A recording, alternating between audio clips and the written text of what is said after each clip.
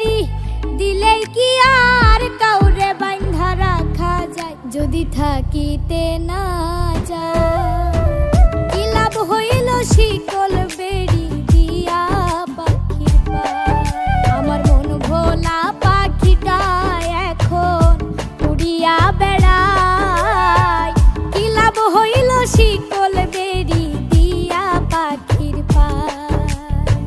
কি লাভ হইল শিকল বেরি দিয়া পাখির পায়? কি লাভ হইল শিকল বেরি দিয়া পাখির পায়? কি লাভ হইল শিকল বেরি